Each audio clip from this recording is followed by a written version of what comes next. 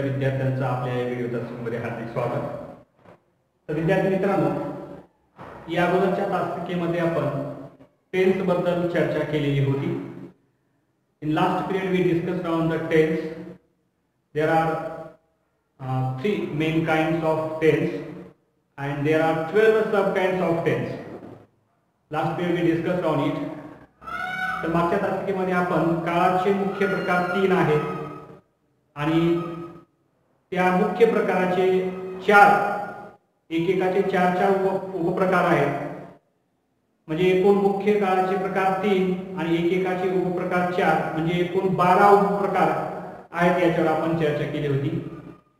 एवढंच नाही तर आपण याच्यावर पण चर्चा केली होती की जेव्हा आपण सलग 12 टेन्स सांगू त्यावेळेस आपलं कुठेतरी कन्फ्युजन होतं आणि आपला एखादा काळ सांगण्याचा विसरतो। त्याकरता आपण एक ट्रिक्स वापरली होती आणि ती ट्रिक्स म्हणजे कोणती, तर सुरुवातीला आपण 3 साधे, 3 चालू, 3 पूर्ण आणि 3 चालू पूर्ण काळ या पद्धतीने आपण टेन्सचा अभ्यास करणार आहोत। It means simple present tense, simple past tense, simple future tense, then present continuous tense, past continuous tense and future continuous tense, then present perfect tense, past perfect tense and future perfect tense, then present perfect continuous tense, past perfect continuous tense and future perfect continuous tense या पद्धतीने आपण जाणार आहोत। म्हणजे 3 साधे, 3 चालू, 3 पूर्ण आणि 3 चालू पूर्ण काळ या पद्धतीने आपण जर अभ्यास केलो तर आपल्याला 12 प्रकार लक्षात ठेवता येतील,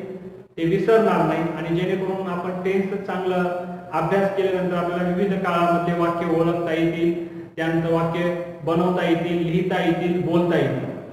आणि याच मुख्य काळामधला जो पहिला आहे प्रेझेंट टेन्स आणि त्याच्यामध्ये आपण आता जी चर्चा केली की आपण अगोदर 3 साधे काळ शिकणार आहोत, त्या पद्धतीने आपण त्याच्यातला पहिला जो आहे तो म्हणजे सिंपल प्रेझेंट टेन्स याचा अभ्यास आज आपण करणार आहोत। Today we are going to discuss on the first tense, simple present tense, also known as present indefinite tense, ज्याला आपण मराठीमध्ये साधा वर्तमान काळ असं म्हणतो। विद्यार्थी मित्रांनो, एक गोष्ट लक्षात ठेवा, कीप इन माइंड, एखादं जे टेन्सचं नाव आहे जे आता इथे आपण सिंपल प्रेझेंट टेन्स असं म्हणालो, पण हाच काळ दुसऱ्या नावाने सुद्धा ओळखला जातो, ते सुद्धा आपण लक्षात ठेवणं, त्याचा अभ्यास करणं गरजेचं आहे। कारण एखाद्या ठिकाणी जर वेगळ्या नावाने त्याचा उल्लेख केलेला असेल तर ते सुद्धा आपल्याला माहिती असलं पाहिजे आणि म्हणून आपण वेगवेगळ्या नावाने जी काही टेन्सला ओळखलं जातं त्याचा सुद्धा आपण इथे उल्लेख केलेला आहे आणि या पद्धतीने आपण उल्लेख करू आणि त्याची वेगवेगळी नावं सुद्धा आपण अभ्यासू। जसं इथे simple present tense, also known as present indefinite tense, both are same, आणि त्याला मराठीमध्ये आपण साधा वर्तमान काळ असं म्हणतो। ओके, आता थोडंसं त्याच्या व्याख्येकडे बोलू। What is the definition of simple present tense, what is the definition of present indefinite tense, मग याची व्याख्या काय आहे, कशाला म्हणायचं साधा वर्तमान काळ। तर बघा, the simple present tense is used to show habitual म्हणजे सवयीच्या, habitual activity or something that is true in general, that is called simple present tense. Once again listen carefully, what is the definition of simple present tense? The simple present tense is used to show habitual activity or something that is true in general, that is called simple present tense. So it is the definition of simple present tense. Then we are going to discuss on use of simple present tense. आता या साध्या वर्तमान काळाचा उपयोग कसा केला जातो आणि कशासाठी केला जातो, तर बघा विद्यार्थी मित्रांनो, तर सवयीच्या क्रिया सांगण्यासाठी, दररोज घडणाऱ्या गोष्टी सांगण्यासाठी आपण साध्या वर्तमान काळाचा वापर करतो। The simple present tense is used to express any habitual activity. तर साधा वर्तमान काळ हा जो आहे तो आपल्याला दररोजच्या सवयी आणि दररोज घडणाऱ्या गोष्टी सांगण्यासाठी आपण या साध्या वर्तमान काळाचा उपयोग करतो। त्याचबरोबर एखादं सामान्य सत्य, दुसरा उपयोग कोणता आहे, एखादं सामान्य सत्य किंवा त्रिकालबाधित सत्य, वैश्विक सत्य सांगण्यासाठी सुद्धा आपण साधा वर्तमान काळ वापरतो. उदाहरणार्थ सूर्य पूर्वेस उगवतो, सन rises in the east.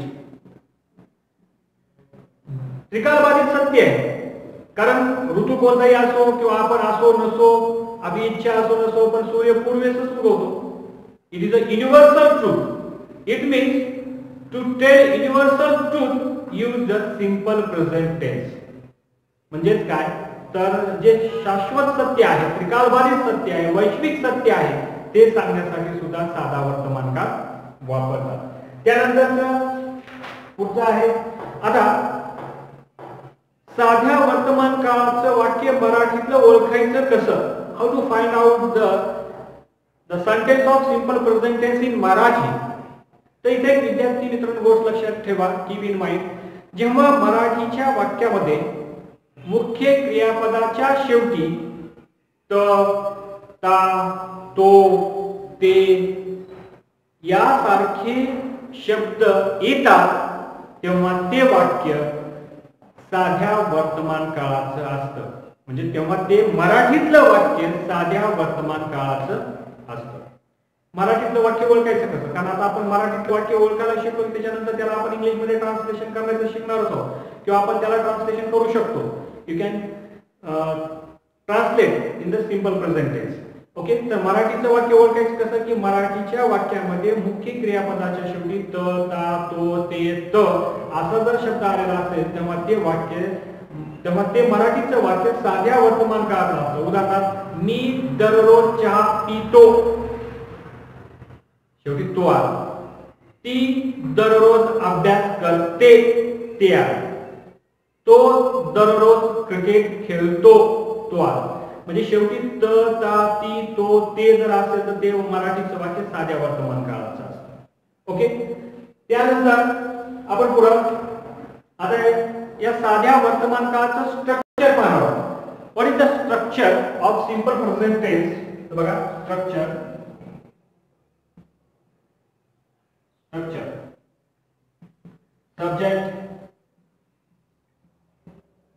Subject plus main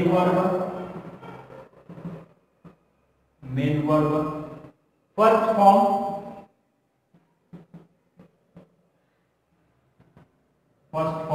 plus object plus complement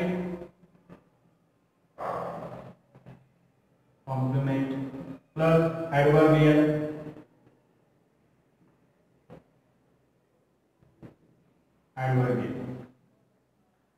Now we convert the structure into formula. आता याचा फॉर्म्युला आपण तयार करू. तर काय होतं, S stand for subject plus MV stand for main verb first form plus then O stand for object, then CO stand for complement and AD stand for adverbial. It is a formula of simple present tense. Okay, आता याच्यामध्ये या वाक्यामध्ये 5 घटक, या फॉर्म्युलामध्ये 5 घटक आहेत, subject, main verb, object, complement आणि adverbial. Actually we studied in the language topic. आपण लँग्वेज या धड्यामध्ये शिकले.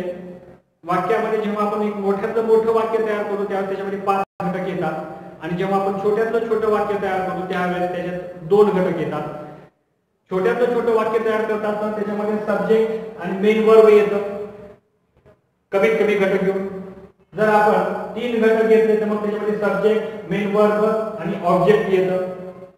आणि आपण आता या ठिकाणी सुरुवातीला टेन्स मध्ये कमीत कमी 3 घटक घेऊन आपण काय करू, वाक्य बनवू, आणि त्याच्यानंतर त्याच्यातला घटक वाढवत जाऊ, जेणेकरून तुम्हाला कन्फ्युजन होणार नाही आणि चांगल्या पद्धतीने टेन्स आत्मसात होईल. ठीक आहे. तर आता उदाहरणार्थ, मी इंग्रजीमध्ये बोलतो. फॉर एक्झाम्पल, मी इंग्रजीमध्ये बोलतो. आता हे मराठीचं वाक्य ओळखायचं कसं, तर मी आता नुकतंच सांगितलं, ज्या मराठीच्या वाक्यामध्ये मुख्य क्रियापदाच्या शेवटी त ता ती तो येतं, इथं तो आलाय, म्हणजे हे वाक्य कुण्या काळाचं आहे, तर साध्या वर्तमान काळाचं आहे. तर मग आता याला आपल्याला इंग्लिश मध्ये हे करू.